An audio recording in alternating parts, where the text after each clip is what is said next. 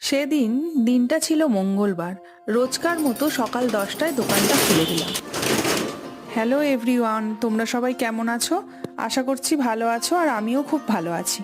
তোমরা তো জানোই আমি কিছুদিন হলো একটা ছোট বিজনেস স্টার্ট করেছি, যেটা করতে অনেকটা লেট হয়ে গেল।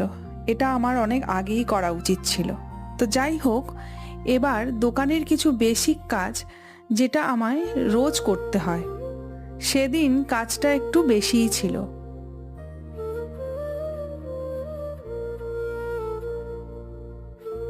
আর সেদিন গরমটাও খুব বেশি পড়েছিল, তাই খুব কষ্টও হচ্ছিল। তো যাই হোক, সমস্ত কাজ সেরে আমি আর দুপুরে বাড়িতে যেতে পারলাম না খেতে, তাই সামনেই একটা হোটেল থেকে দুপুরের খাওয়াটা সেরে ফেললাম। তো এভাবেই সেই দিনটা আমার কাটলো।